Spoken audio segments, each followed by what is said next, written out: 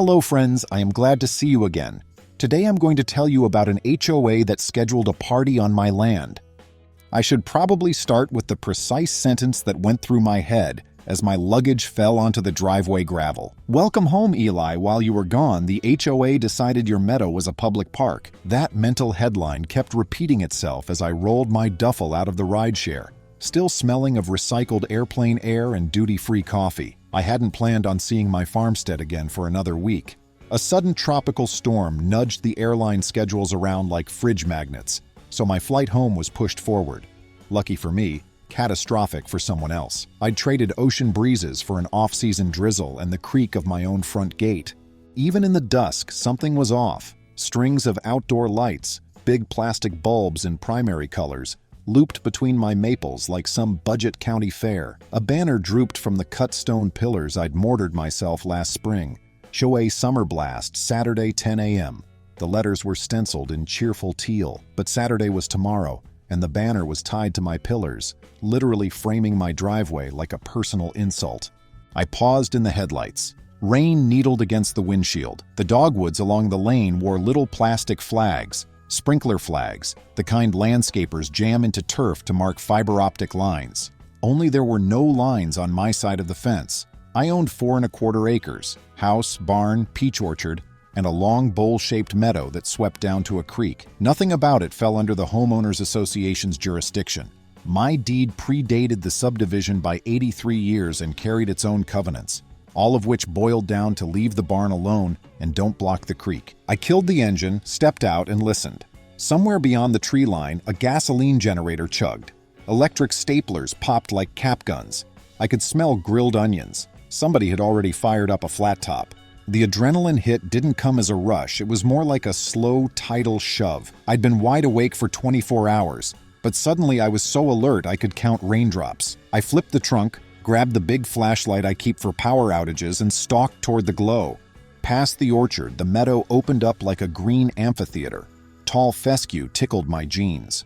At the far end, half a dozen folding tables stood in a sloppy chevron around an inflatable pirate ship. Portable speakers on tripods faced nobody in particular.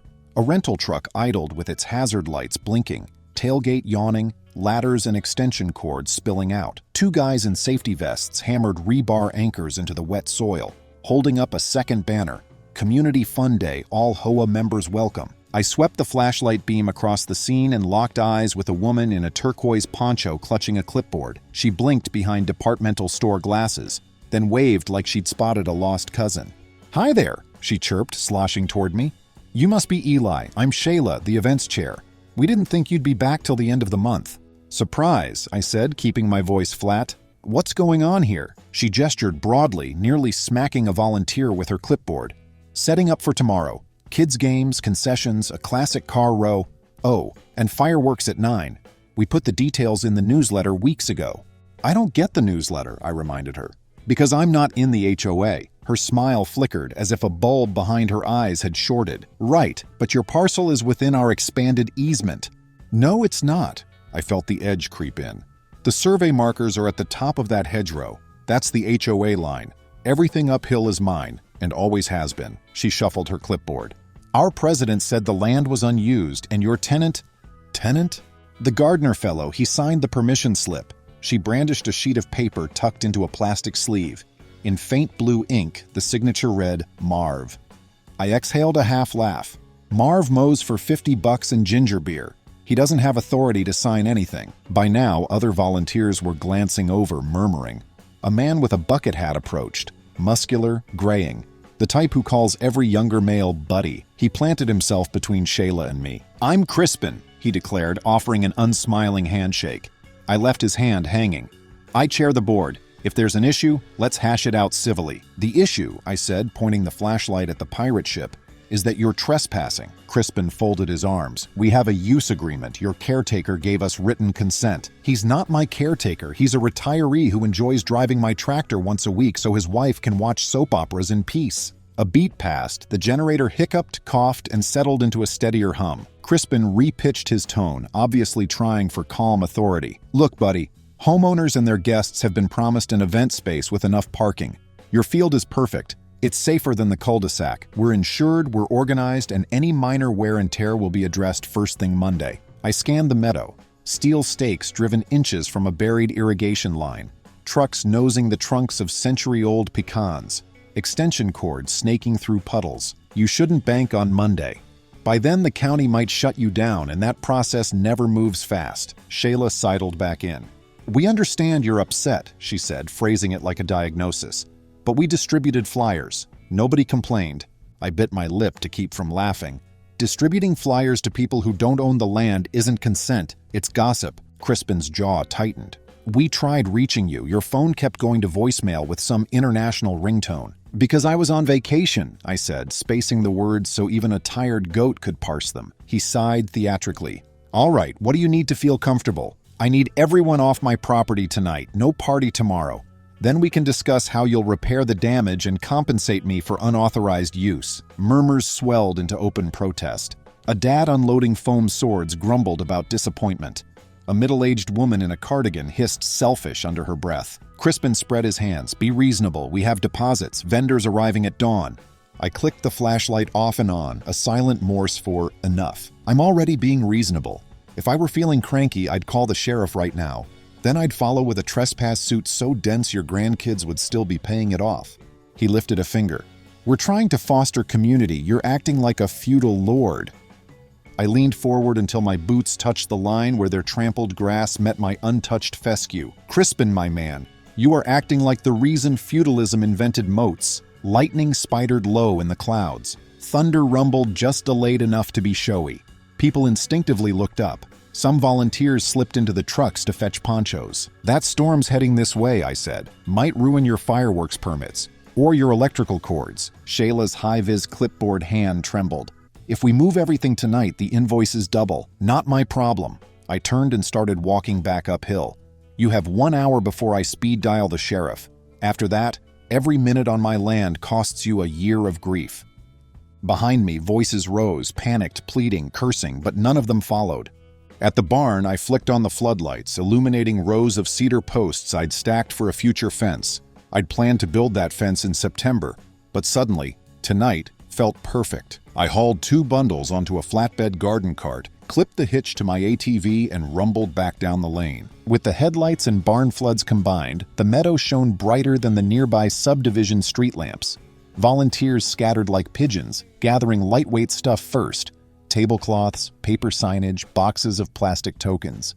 The pirate ship sagged as they yanked the blower plug, its mats deflating into soggy canvas lumps. Nobody dared to look directly at me as I methodically unloaded cedar posts along the topographic boundary.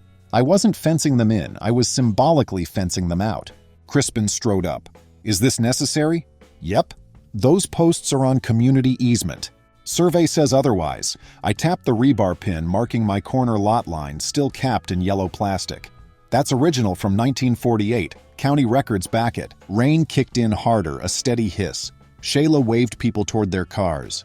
A driver reversed too sharply and sliced a rut in the saturated turf. I photographed it with my phone.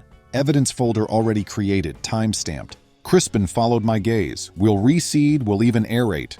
You'll soil test, grade, top dress, and overseed, I corrected. And you'll pay market rate. His mouth twitched, but he nodded. 45 minutes later, only the rental truck remained.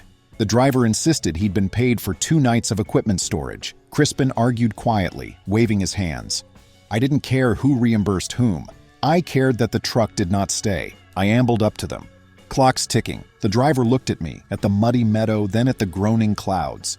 Without another word, he slammed the tailgate shut, climbed in, and drove off, splattering Crispin's khakis. The meadow was mine again.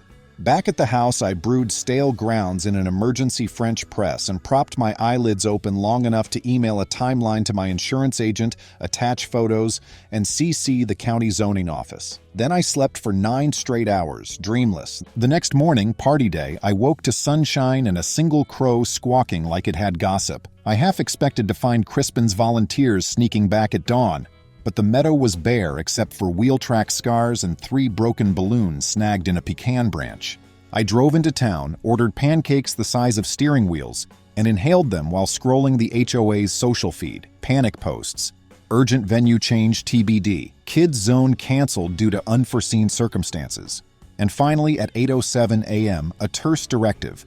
Event postponed. Stand by for reschedule information. Dozens of comments filled with confusion, irritation, and the occasional wry meme of a dumpster fire. When I returned, a glossy SUV blocked my driveway. Crispin climbed out, tie askew, paper coffee still steaming. He waved a manila envelope like a surrender flag. "Eli, I have draft paperwork," he began. We spent 2 hours on my porch negotiating. I insisted on 3 points: full restoration of the meadow, written acknowledgement that the HOA held no easement rights, and a charitable donation equal to the aborted party's budget made in my name to the local veterans shelter. Crispin balked at the last clause until I reminded him the shelter sat within HOA bounds. Great optics for their newsletter. Reluctantly, he agreed, scribbling revisions on the draft. We both initialed the margins. I refused to let him record our conversation, but I took photos of each amended page before allowing them into the envelope. By noon, a landscaping crew buzzed across the meadow with plugs and peat. Shayla supervised, clipboard steady despite the hot sun. She offered an apology shaded with self-pity, which I accepted in silence. When she asked whether next year they could apply for permission to rent the field, I simply said, "We'll send a written proposal to my lawyer. Minimum 6 months lead time. Off-season only." Her shoulders slumped. "Understood." The veterans shelter confirmed the donation within 48 hours. It was larger than I expected. Apparently, Crispin rounded up to look magnanimous, or maybe to keep me from sniffing further into their finances. 2 weeks later, a neighbor named Irma sidled up during mailbox duty. She whispered that the HOA had called an emergency meeting. Several board members wanted Crispin removed for fiscal mismanagement. I shrugged theatrically as though the weather bored me. In truth, I'd submitted a courtesy packet of invoices, soil analysis receipts, and before and after photos to the treasurer. The numbers screamed incompetence.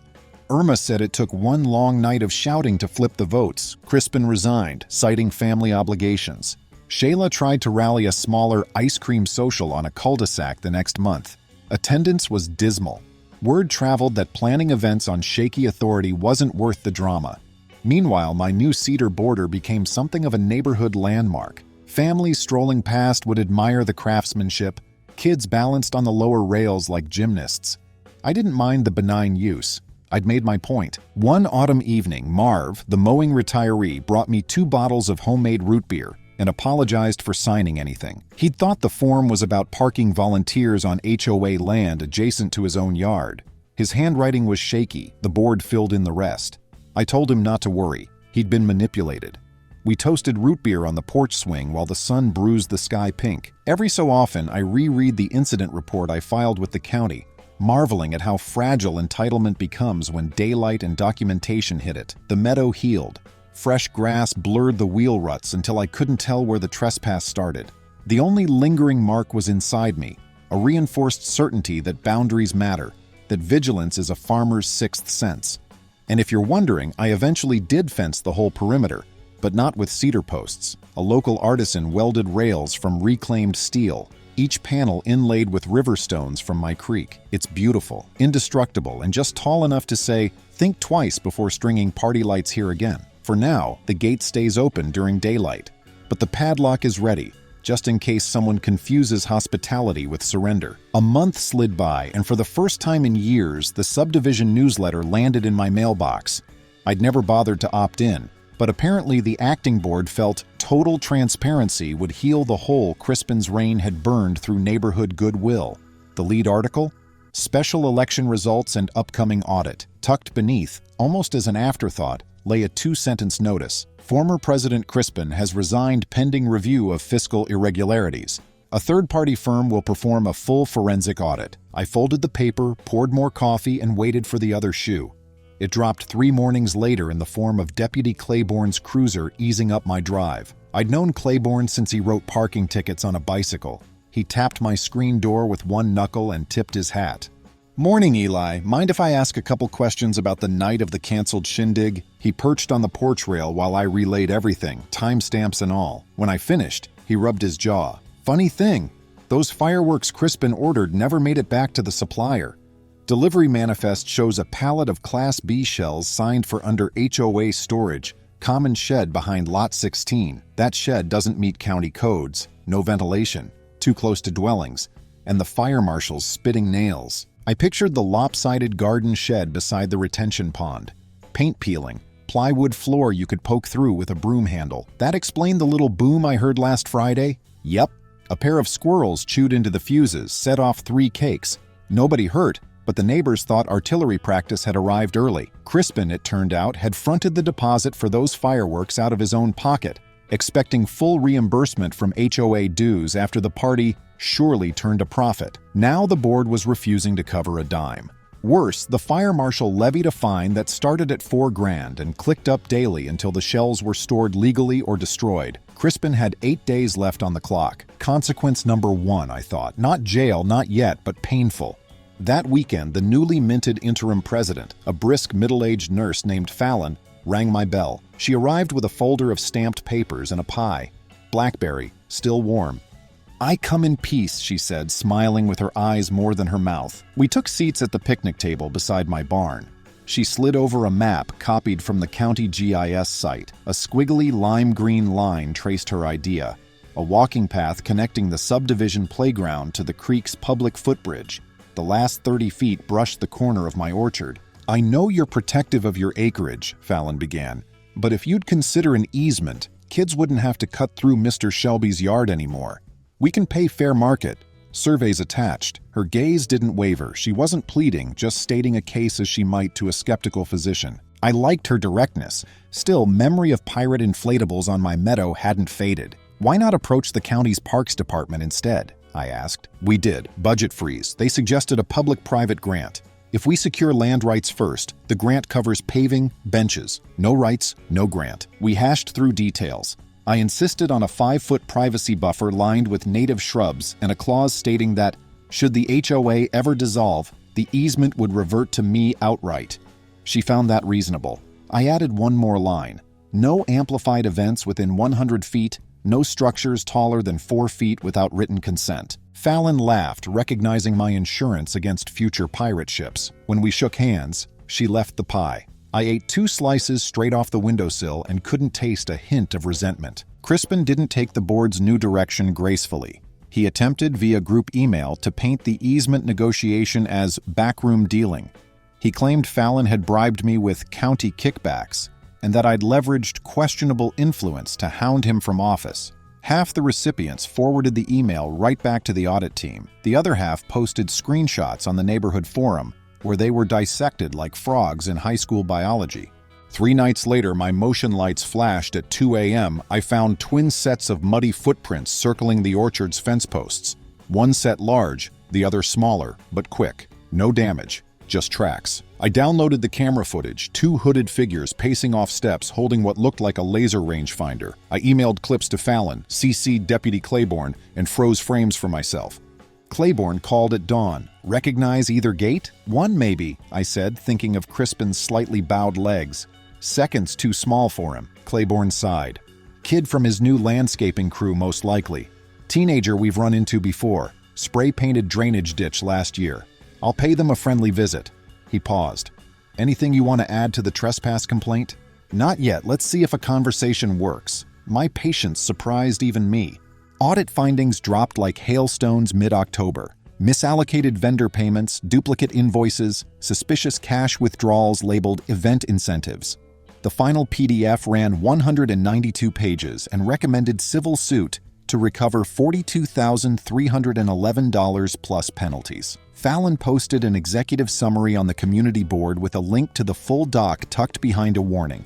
Prepare for a long read. Crispin lawyered up with a boutique firm 2 counties over. They threatened countersuits for defamation. HOA counsel returned serves citing bank subpoenas and deposition schedules.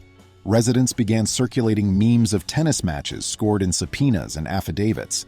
Meanwhile, the easement paperwork worked its way through the county registrar. I hired a landscape architect, Mira, a former classmate, who sketched a winding pea-gravel path hugging the orchard's contour. She added bird-friendly thickets and 2 modest solar lanterns set low to avoid glare.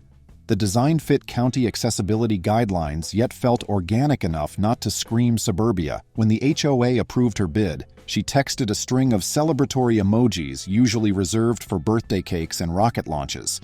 Construction began the first warm spell after Thanksgiving.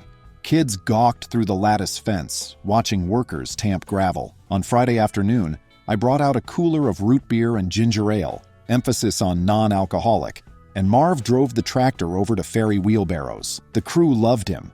By sundown, the trail bed lay in place, waiting only for a topping layer of fine stone. That night, vandals struck. Someone, or more than one, drove an ATV across the fresh gravel, fishtailing hard enough to fling stones 10 yards.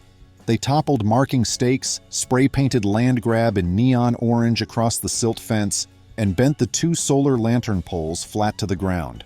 Camera footage revealed 3 figures: a stocky adult wearing a motocross helmet and 2 lanky companions, probably minors. They entered from the subdivision side, not my gate. The ATV belonged to Crispin. Registrations aren't hard to trace. Deputy Claiborne shook his head wearily when I sent him the files. Monday morning, Crispin's driveway hosted 3 patrol cars and an unmarked sedan. The ATV sat on a flatbed tow truck, tires still dusted pale from quarry stone. Word spread. Crispin faced misdemeanor charges for contributing to delinquency, criminal mischief, and trespass again. The 2 teens were cited as juveniles. Turned out they were the sons of Crispin's new girlfriend, a fact he hadn't broadcast to the HOA. Fallon organized a special vote to suspend Crispin's association privileges pending case resolution. 93% voted yes. He could no longer attend meetings, and his board-issued gate key card was deactivated. When he tried to crash the December potluck, security lights flagged his car plate at the entrance. He backed out, tires squealing, and the only witness was a plastic Santa in someone's front yard. Consequence number 2, I thought, appropriate and still purely civil. January brought a new plot twist. A development firm mailed glossy brochures to every homeowner within a mile radius. Crestline Commons, luxury townhomes from the mid-600s. The concept drawing showed 48 3-story units stacked like pastel shoeboxes right where the far edge of my creek met the county's floodplain reserve. The firm offered to buy adjoining parcels for premium valuations. My orchard's name appeared on a parcel map with a dotted line labeled Future Phase 2 Amenities. I read the brochure twice, set it on the wood stove, and lit the fire. The next HOA meeting overflowed the clubroom. Residents queued out the door, coffee cups in hand, winter scarves trailing. I stood in the back corner, arms folded, while a slick representative named Garrett pitched the project. He spoke of tax revenue, modern aesthetics, and synergy with existing trail assets. He nodded toward me like I was a silent partner. When the floor opened, Fallon called on me first, perhaps sensing steam rising off my collar. "I'm curious," I began, unfolding a document. "Which wetland consultant signed off on rezoning the 100-year floodplain?" Garrett blinked. "Our environmental team found minimal impact. Mitigation credits?" I held up the county's most recent flood map, downloaded that morning. Category B Conservation Overlay. Strictly no high-density residential, no impervious surfaces beyond 15%, and mandatory 50-foot riparian buffer. Your site plan shows 5-foot setbacks. A murmur spread, and he recovered quickly. "We're negotiating variances." "Variances need hardship grounds," I replied. "Profit isn't hardship." The commissioner's office confirmed no variance request filed yet. I let that sink in. Also, the creek feeds into a protected trout stream. State Department of Natural Resources requires thermal impact studies. Those take a year, minimum. Garrett's smile thinned. "We intend full compliance. Good luck with that." I stepped back. Questions from residents turned pointed. Traffic load, school crowding, stormwater runoff. Garrett mopped his brow with a monogrammed hanky. By the end, the board scheduled a vote of non-support. Symbolic, but enough to sway county planners. Garrett thanked everyone through clenched teeth and didn't linger for cookies. I drove home content but cautious. Developers rarely vanish after one setback. Sure enough, a week later, Mira phoned me fuming. Someone from Crestline had offered her triple her contracted fee to report hydrological ambiguities in the easement area that might require rerouting the path. Straight into my lower field, opening space near the creek for access roads. She told them to take a hike and BCC'd me the email chain. I forwarded it to Fallon and to the county ethics clerk. copying Crestline's CEO for good measure. No reply ever came, but the tactic died overnight. Crispin's court date arrived in early March. The courtroom smelled of disinfectant and tension. I sat behind the rail with Fallon and 2 other HOA members subpoenaed for the audit case. Crispin shuffled in, suit too tight, eyes darting. The prosecutor offered a plea: restitution for vandalism, community service, 12 months probation, and mandatory anger management classes. His lawyer whispered, gestured, argued. Crispin's shoulders sagged. He nodded. The judge accepted. After Crispin's sentencing, he stopped me in the courthouse hall, shoulders shriveled by months of backlash. He croaked an apology and admitted he still owed money. "Settle up with the neighborhood first," I told him, stepping aside so he could vanish into the elevator. 3 weeks later, the HOA deposited his restitution and spent part of it on shock-absorbing tiles under the playground swings. Kids began ricocheting like happy pinballs. Spring splashed neon across my orchard, and the new gravel path opened without speeches, just 2 children clipping ribbon while parents clicked photos. The next morning, someone chalked cartoon owls and the message, "Take a stroll, leave a worry." Rain washed it away, but the sentiment stuck. Memorial Day weekend, Marv asked to host a veterans shelter picnic in the meadow. I drafted a 2-page permit: no vehicles, 90 decibel cap, pack out every scrap, and he treated it like gospel. Smoke from slow cookers mingled with citronella while vets lobbed cornhole bags and teens dished coleslaw. Jasper, a Vietnam vet with a handshake like rebar, told me, "You don't know what this means." I answered, "I think I do." Even the fire marshal, there as a guest, supervised sparklers over a water basin. Cleanup wrapped before 9. The meadow looked pristine under the rising moon. June's oven door heat brought a certified letter. Crestline Commons had appealed to county commissioners, promising luxury townhomes if they could adjust the creek buffer and seize my seasonal event meadow by eminent domain. Private developers rarely win that gamble, but they count on fatigue. I gathered deeds, soil tests, and every photo since the pirate ship fiasco, then hired Calvin Pike, a property rights brawler whose courtroom growl could sand paint. Fallon called an emergency HOA meeting.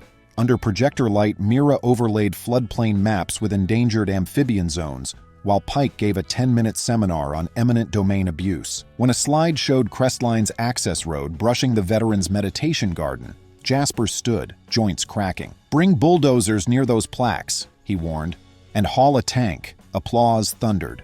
Momentum was ours. At the Thursday hearing, residents wore "Protect the Creek" buttons. Pike's paralegal wheeled in binders labeled affidavits and fish data. I carried a cedar fence post, Deputy Claiborne flanking me like honor guard. Crestline's pastel-suited lawyer flashed stock photos and buzzwords about tax synergy, then claimed occasional picnics proved the meadow was already public. Pike needed 3 sentences to shred that. Generosity doesn't void fee simple ownership. I followed, recounting the pirate ship trespass, vandalism, fireworks fiasco, and Crispin's conviction, then planted the cedar post beside the lectern. "If real public benefit starts with threats, swing the hammer and pull this post, otherwise leave it standing." Commissioners denied Crestline 5-0. Outside, their rep confessed they'd relied on an old HOA map labeled "Potential Common Ground." Crispin's brainstorm. I shredded his card. Crispin finished storm drain duty, sold his house, and slipped into another county's anonymity. We shifted energy to a reservation board in a weatherproof box. Families penciled in yoga mornings and scout butterfly walks. Each group left the meadow cleaner than found. In October, a hurricane dumped 7 inches of rain. While new cul-de-sacs puddled ankle deep, my floodplain drank it all. Local news titled the segment, "Natural Infrastructure Saves Neighborhood." Winter stayed mild. New Year's Eve, the veterans launched biodegradable lanterns from a cul-de-sac to spare the grass. Jasper nudged me.